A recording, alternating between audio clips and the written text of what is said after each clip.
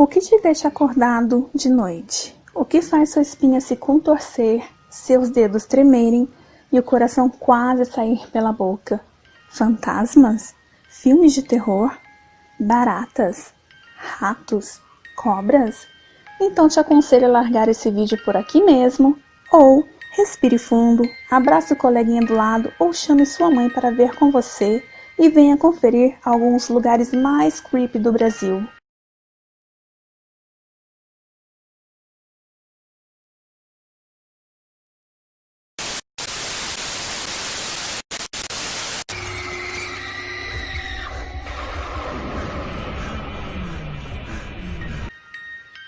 Castelinho do Flamengo, Rio de Janeiro.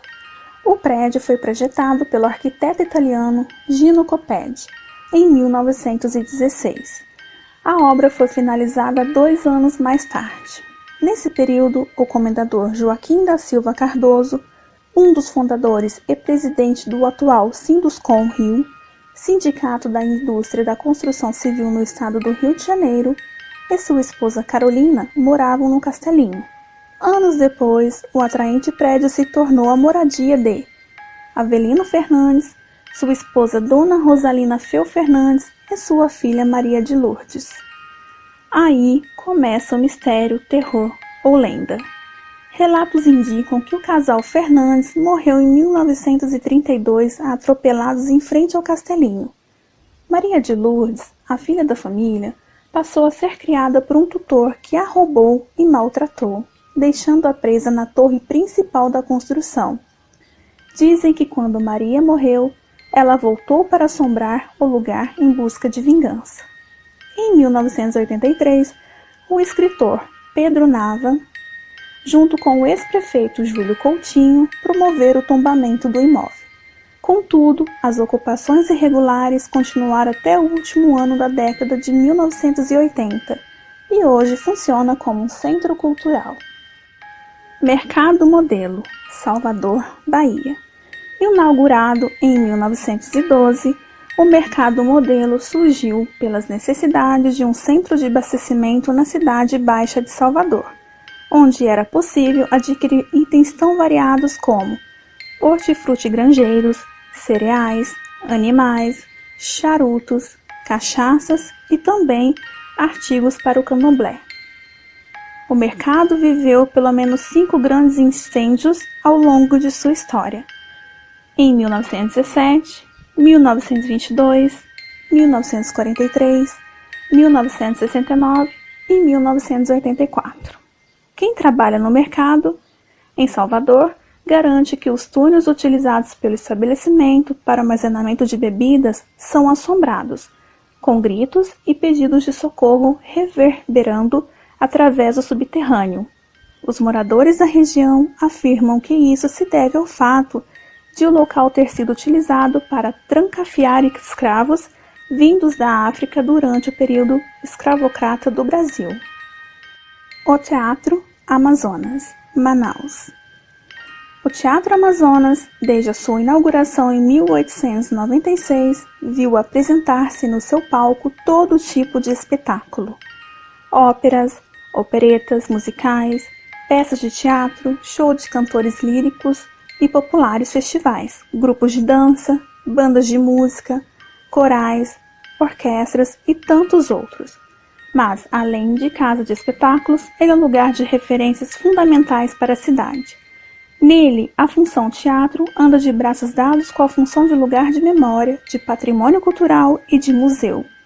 Uma galera diz que é possível ver vultos e ouvir vozes nos camarins e camarotes do Teatro Amazonas. Inclusive, funcionários relataram que vários objetos desapareciam e apareciam em lugares que ninguém conseguia explicar. As pessoas ficavam com tanto medo que muita gente abandonou o trabalho. Pedra do Guindaste, Macapá, Amapá. A Pedra do Guindaste é um monumento localizado em frente à capital do Amapá, ao lado do Trapiche Eliezer Levi, dentro do rio Amazonas. Trata-se de uma pedra muito grande e sobre ela encontra-se a imagem de São José, o padroeiro de amapaenses. abençoando a cidade feita pelo escultor português Antônio Ferreira da Costa. No século passado, a Pedra do Guindaste teve como finalidade servir de alvo aos exercícios de tiro dos soldados, ao lado norte da fortaleza de São José. Em homenagem aos mortos no naufrágio de um navio que rolou nos anos 40, um monumento foi erguido ao lado do Trapiche, em Macapá.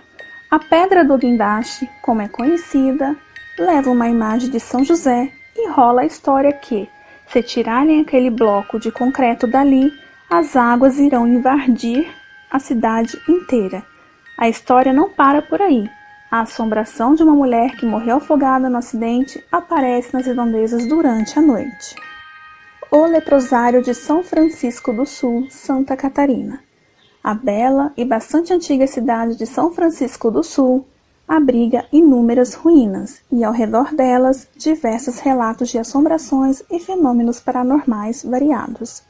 Localizado na entrada do porto de São Francisco do Sul, no balneário de Capri, localizado na Praia do Forte, encontram-se as ruínas de um antigo leprosário que, segundo o registro de alguns historiadores, foi mandado construir pelo imperador Dom Pedro II para servir de abrigo a rancenianos leprosos, que vinham deportados do Rio de Janeiro e de outras regiões do litoral catarinense. Depois da desativação do leprosário, ficou sem receber visitas por um longo período, pois os moradores tinham medo de serem contaminados. Os leprosos vinham para o leprosário para ficar em total isolamento. Ficavam ali até serem totalmente devorados pelo tempo. Pessoas que lá estiveram contam a respeito de sensações negativas e dores de cabeça, além de aparições inexplicáveis de espectros humanos, que se escondem nas colunas remanescentes do antigo sanatório. Há também aqueles que moram próximos ao local que descreveram gritos, pedido de ajudas e lamentos que saem de dentro das ruínas. Então, aterrorizados, se gostaram, deixe seu like, se inscreva no canal e compartilhe com seus amigos. Até mais!